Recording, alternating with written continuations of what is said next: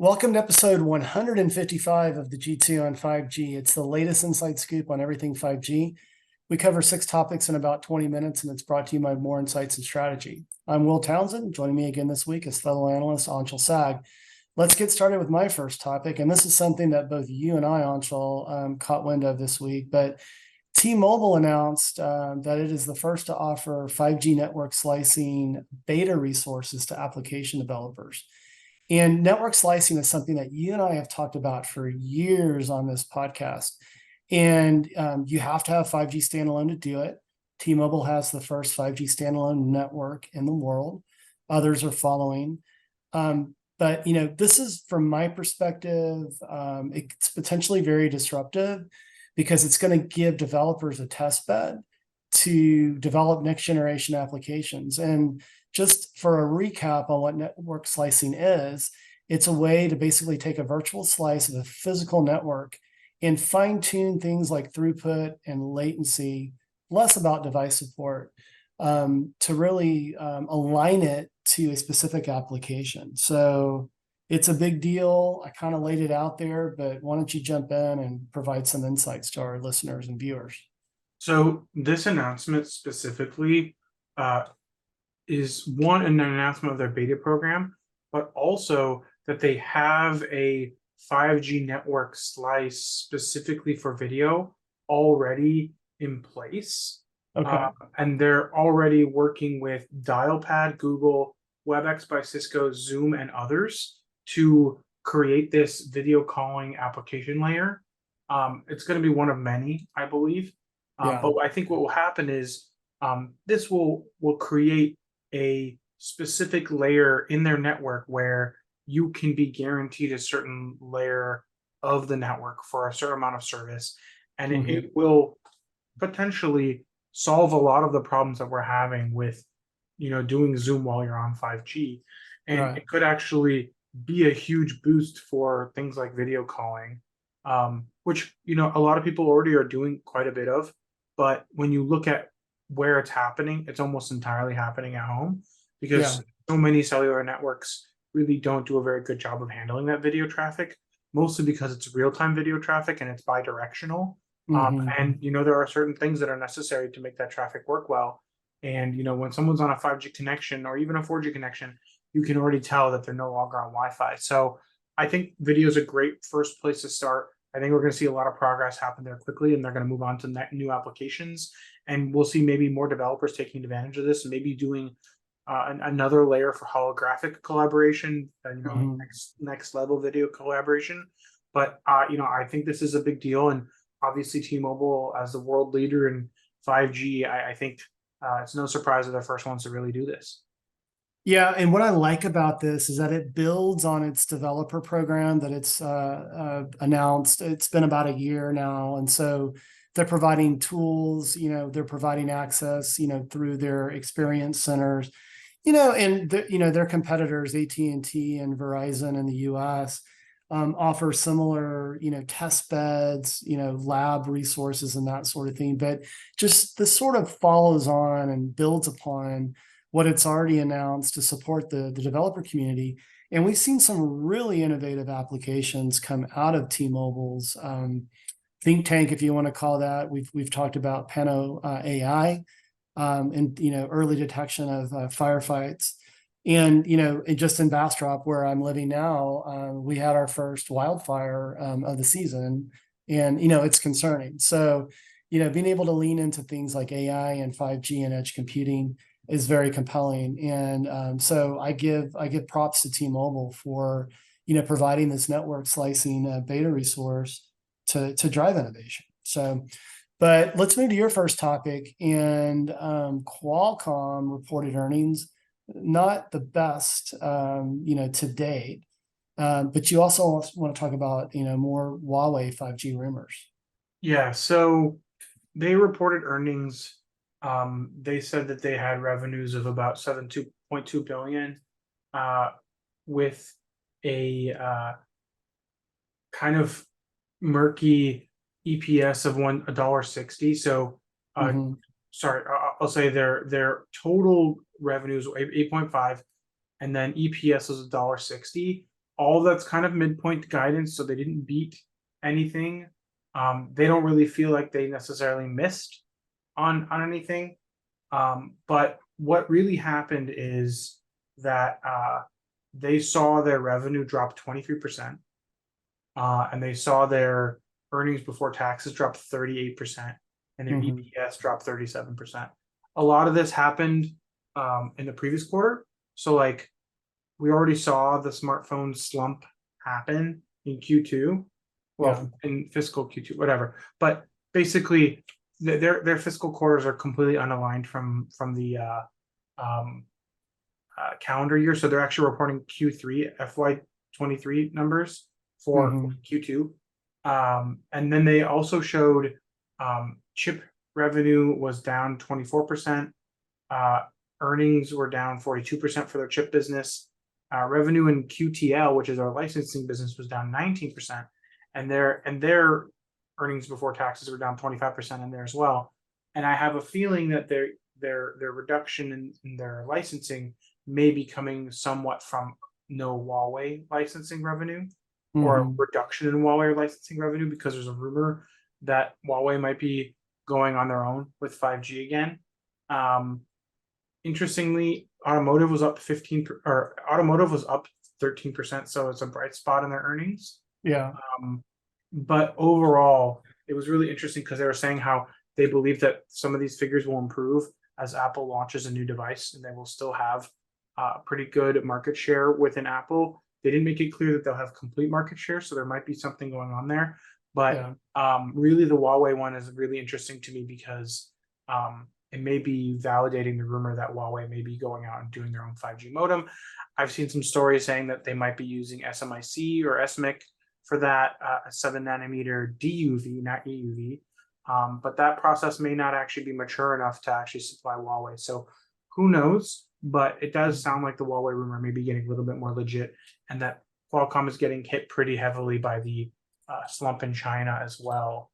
The interesting thing is MediaTek's earnings were also pretty bad, but they didn't get hit as badly as Qualcomm. And there were some people on the call asking, why is MediaTek only down, 8% sequentially and 50% year over year? But overall, both companies are getting pretty hard because the smartphone industry is slowing down, and China's recovery isn't kind of coming as quickly as it is in, say, the US or other markets. So that's interesting on the rumors around Huawei, and they're doing a 5G modem. And I didn't, I haven't kind of like picked up on that. But from your perspective, is this Huawei taking their designs from high silicon to a contract manufacturer in China, or is this Huawei doing their own silicon ground up? I mean, I I assume would it's the expect it's first. going to be still high silicon. Yeah, that's what I would think as well. So that's interesting. And so what could be in play here is sort of a reverse, the a lot of the Chinese, infrastructure companies, and Huawei in particular, have been entity listed. And so now that's beginning to sort of materialize in the form of lower earnings for both Qualcomm and MediaTek that really lead the charge with respect to 5G modems and devices, right? Yeah. Yeah, interesting. Well, let's move to my second topic, and I want to talk about AT&T. And so we've talked about RedCap, which is 5G reduced capacity. Pardon me, that was my Bluetooth speaker. But AT&T conducted its first 5G IoT data call with 5G reduced capacity. And so at a high level, the details around this are this was done in the field on a live 5G standalone network. So, obviously AT&T is still in the midst of deploying 5G standalone on a more broad basis. But where RedCap really fits in is sort of straddling the position between very high capacity,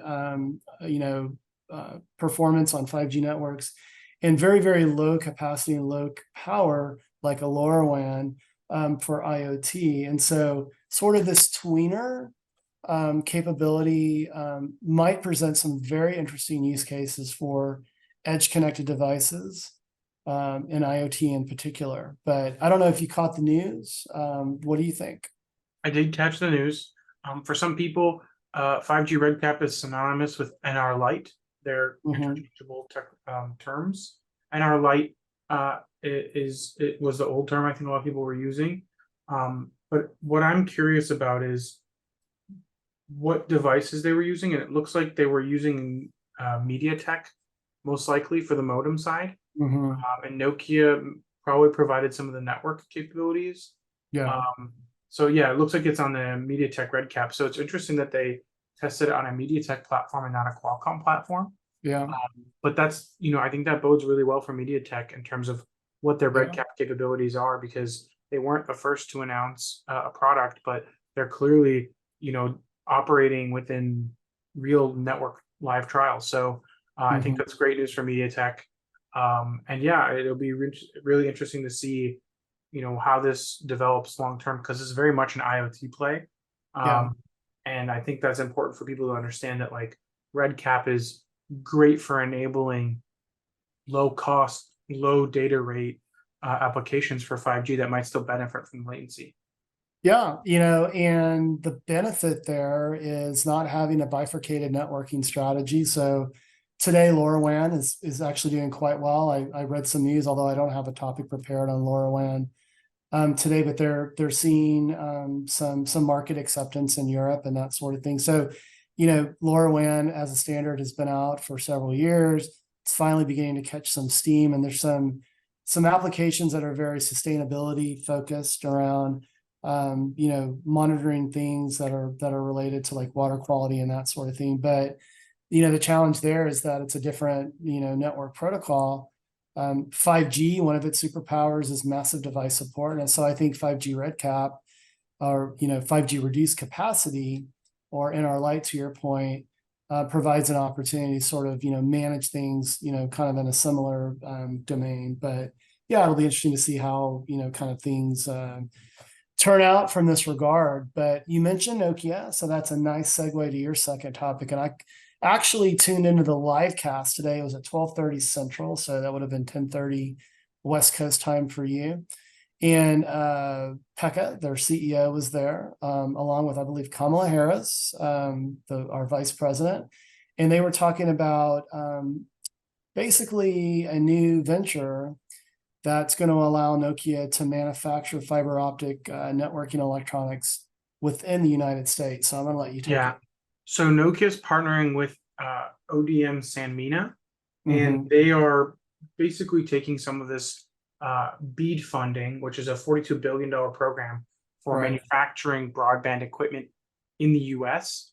And my understanding is they'll be manufacturing electronics and modules for broadband fiber technology, which most likely will be used in US government facilities, as well as within the US in places where they might be doing rip and replace. So Mm-hmm. it'd be really interesting to see how this builds out, and how it affects cost profiles. But hopefully, this subsidization of this facility in, I believe, is Indiana, will Wisconsin. oh, it's Wisconsin. Wisconsin. Yeah. I saw a different thing for Indiana. So in Wisconsin, um, and I think obviously bringing jobs to Wisconsin as well was Yeah. probably the Kamala Harris angle there. Um, Right. but I think we're seeing more and more companies being incentivized to come back manufacture in the U.S. And Right. keep jobs here. I'll be honest with you, I don't really think jobs are actually the primary goal, because any modern manufacturing facility in the U.S., can be operated with considerably less human beings than it, Highly it automated. was Yeah. 5 or 10 years ago, and that's the only way to make those things profitable. Yeah. So I think it's less about jobs; it's more about supply chain, and guaranteeing secure supply chain for these Yep. things. Mm-hmm. But obviously, jobs will be created, and there's a supply chain involved with that. And usually when a manufacturing facility gets spun up, the suppliers usually come into town to keep them supplied. So hopefully that brings more jobs in a maybe in a more orthogonal way. But hopefully this is a net positive for Nokia and the rest of the industry. Yeah, so I agree with you. So I think this is less about, job creation and more about supply chain, domesticating the 5G supply chain so that the US is not reliant on even European companies to do this, like Nokia. And so Nokia partnering with Sanmina domesticates the fiber optic components that are basically the building blocks for backhaul for mobile networks. So I think this is a domesticate the supply chain thing. This is buy in the USA. And that's one of the requirements of this BEAD funding, this huge pot of money. There are stipulations that a lot of the supply chain has to be domesticated here. So I think, Nokia is wise, to make this investment.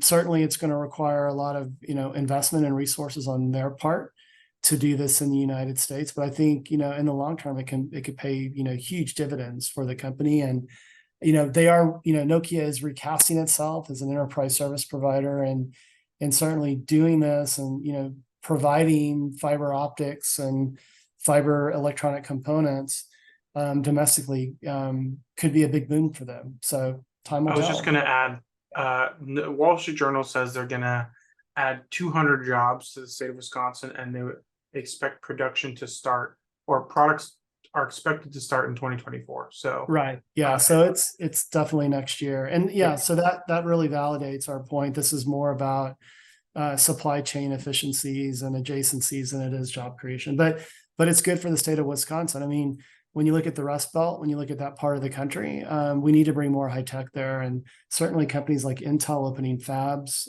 in the Midwest are helping to that, to that end. So, but let's go to my third and final topic this week. And I want to talk about Rakuten and Rakuten Symphony in particular. They signed an ORAN deal with a Ukrainian operator, and this is all aimed at rebuilding critical telecommunications infrastructure with 5G in Ukraine. So I found it interesting. So the mobile network operator is Vion, yep. and this is going to employ Open RAN. And Symphony taking its learnings from its deployment in the Japanese market with ORAN and disaggregated infrastructure to set up 5G networks very, very quickly and very, very cost effectively. So, and I've been, sort of on the fence about Rakuten Symphony. Here's a mobile network operator that spun off all of its learnings from its bloodied nose in the Japanese market to help other mobile network operators stand up, Open RAN, deployments. And so, hey, I mean, this is a validation that Symphony is hitting, and certainly this isn't the first win that Symphony has registered, but this is part of a $600 million project, to rebuild Ukraine's critical infrastructure when it comes to telecommunications, and when you sort of look at the average cost of deploying, a 5G network that's in the billions of US dollars or euros, that might not seem a lot of money, but I mean, it's a critical start, and, getting Ukraine, back on the grid is going to be critical in its efforts to sort of rebuild itself in the wake of what Russia has done there. But I'm sure you saw the news, and I'm sure you've got some opinions to weigh in on here. Yeah, I mean, I think it's a good thing for both the Ukrainians and for Rakuten, because Ukraine's infrastructure isn't really in the greatest state right now due to all the attacks and invasion.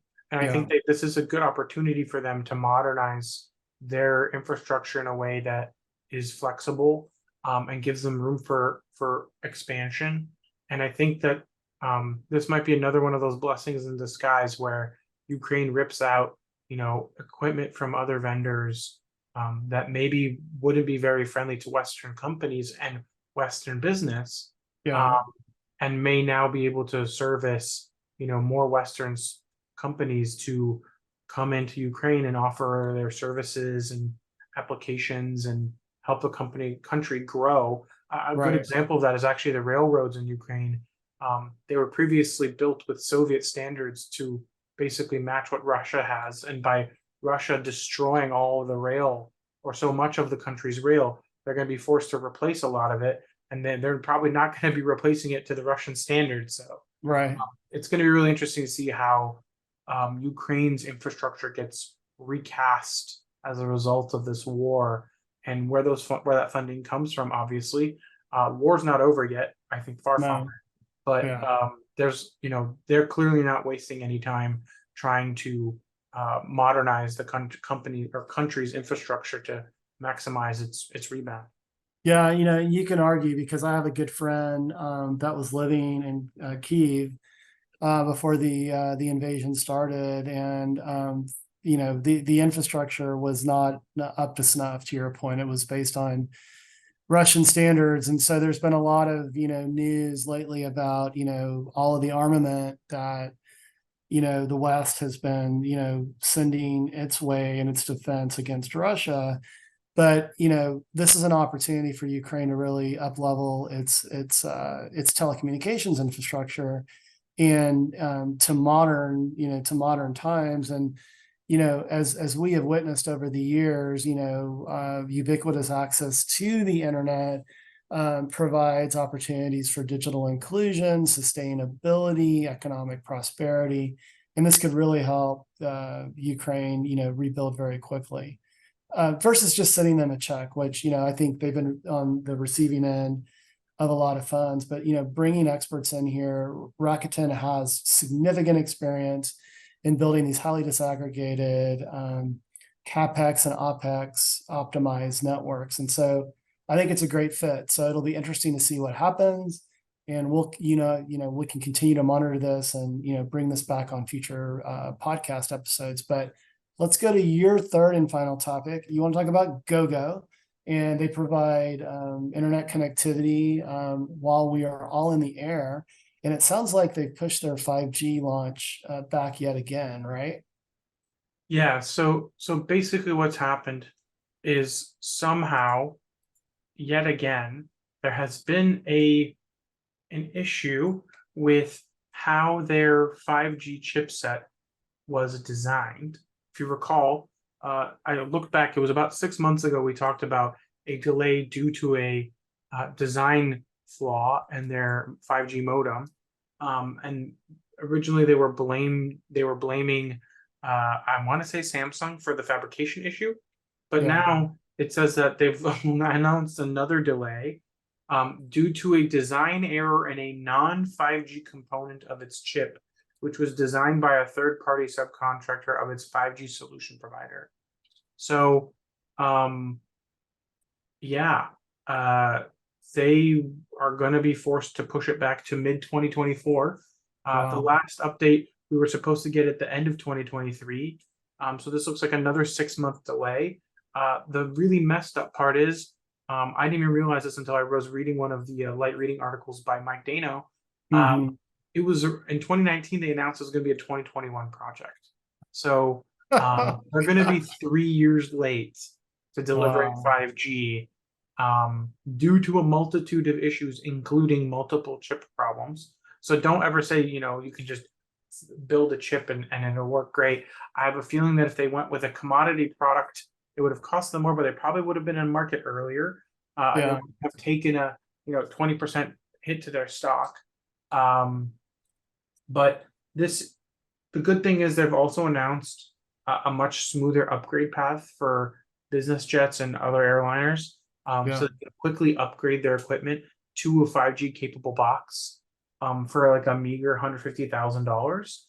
But the interesting thing is this service at its best will offer a 75 to 80 megabit experience with an average of 25 megabits.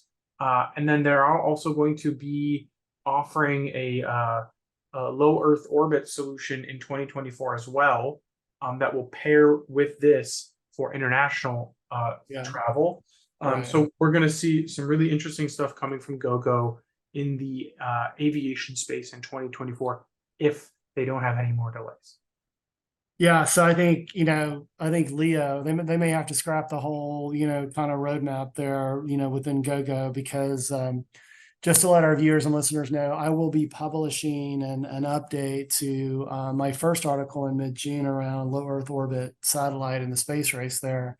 So there's some promising details coming. I can't share that at this point, but likely by mid next week, I will be talking about this on our next podcast. But I think Leo is definitely the future when you think about distance and latency and throughput, and 25 down, it's just not usable. And I've never been happy with the Gogo service when I decide to pay for it on flight. So things need to change there, just like airport connectivity. But I know that's an area that companies like AT&T are working on, like at Dallas Fort Worth Airport. But I acquiesce way too much. It's been another great podcast, my friend. Why don't you take us home? Absolutely. We hope our viewers and listeners found this week's topics interesting. If anyone out there would like to provide insights on a specific 5G topic for a future podcast, please reach out to us on social media. Will is at Will Tech, and I'm at Anshel Sog. We hope you have a great weekend, and please tune in next week. And don't forget to rate us and subscribe.